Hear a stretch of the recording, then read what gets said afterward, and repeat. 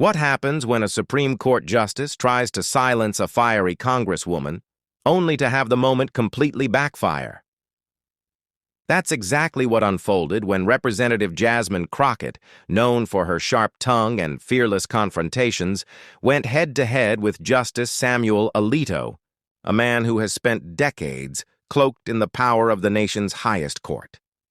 It was supposed to be routine.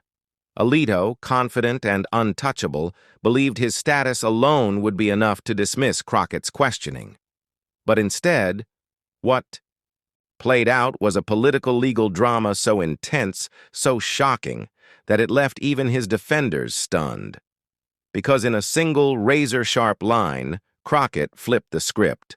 She turned the tables on a justice who had spent years believing he was beyond reproach. And for the first time, Alito found himself publicly humiliated. Not by another justice, not by a seasoned legal scholar, but by a rising Congresswoman who refused to be silenced. If you've ever felt that those in power play by their own rules while silencing anyone who dares to question them, you're going to want to hear this entire story. Because what Jasmine Crockett said didn't just shut down Samuel Alito, it exposed the arrogance of judicial elitism, the fragility of unchecked power, and the raw courage it takes to stand up to it. And what happened next shocked everyone in that courtroom. To understand why this clash mattered so much, we need to know the players. Jasmine Crockett isn't your typical Congresswoman. Before stepping into politics, she was a defense attorney, spending years in the trenches of Texas courtrooms.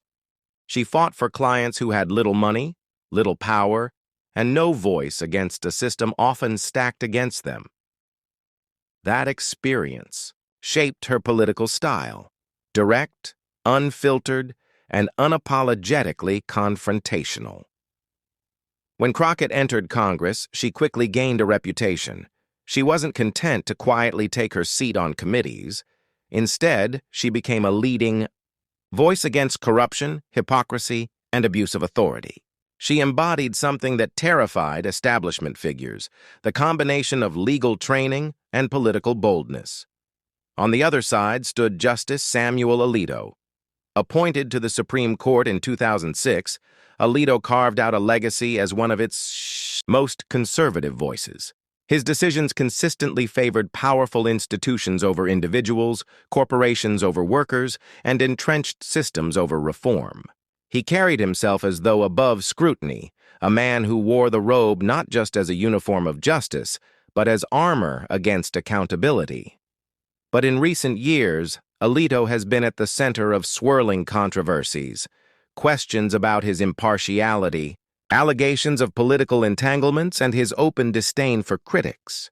Where most justices try to project neutrality, Alito has been accused of wearing his ideology openly, almost defiantly.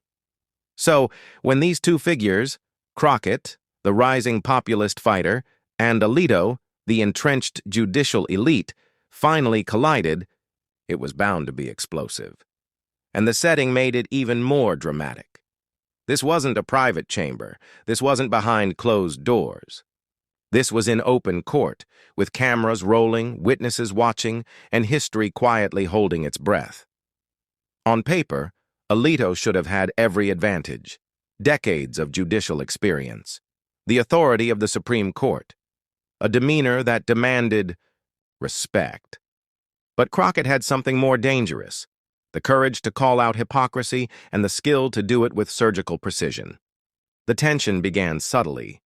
Crockett pressed Alito with a series of pointed questions about judicial ethics and impartiality. She referenced past cases where critics accused him of bias, and she demanded clarity. Alito's response? Dismissal. He waved off her questions as political theater. He leaned on the gravitas of his position, expecting Crockett to back down in the face of judicial authority.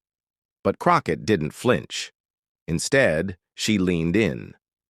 With the rhythm of a trial lawyer cross-examining a hostile witness, she began to highlight contradictions in Alito's record.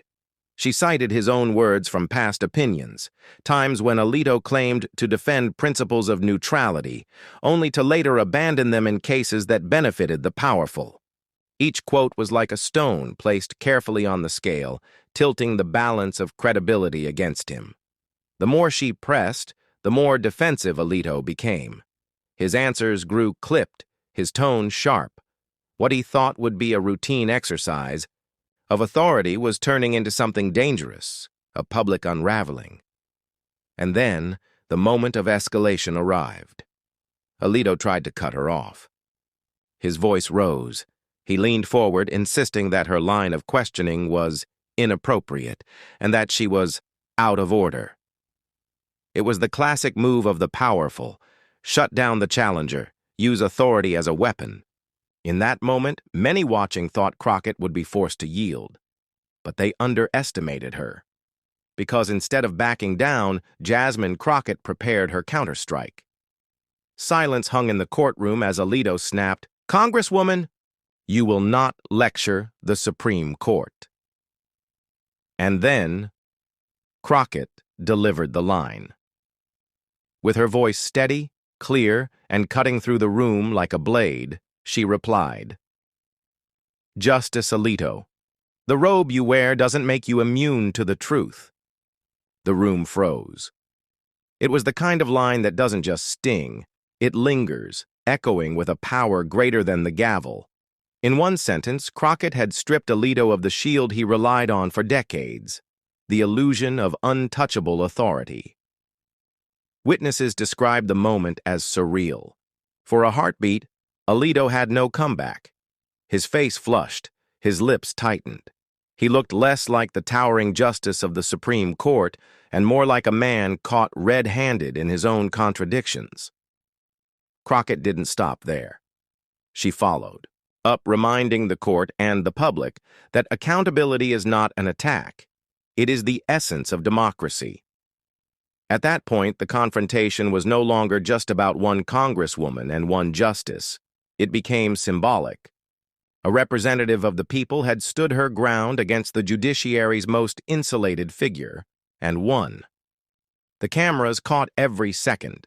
Clips of the exchange spread online within hours, sparking debates across social media, law schools, and political circles.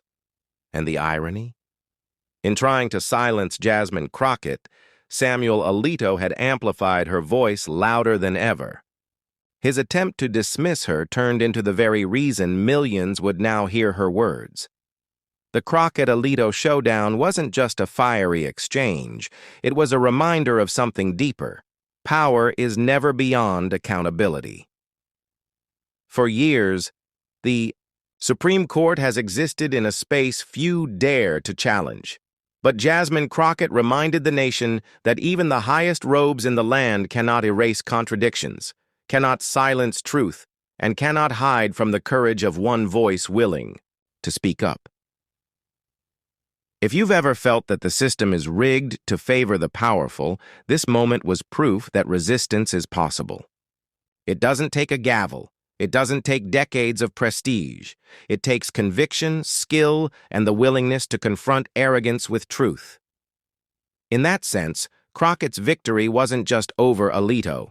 It was a symbolic victory for every citizen who has ever felt silenced. So here's the question I'll leave you with.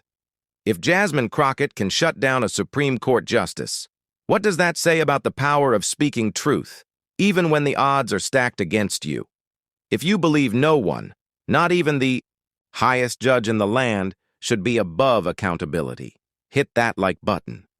If you think Crockett's words will echo in history, drop a comment below. What do you think? Was this the beginning of a shift in how we hold the court accountable? And if you want more breakdowns of political legal confrontations that expose hypocrisy and reveal the truth, don't forget to subscribe. Because here, we don't just report the battles of power, we dissect them, we expose them, and we remind the world that every voice matters. Until next time, stay vigilant, stay critical, and never let power go unchallenged.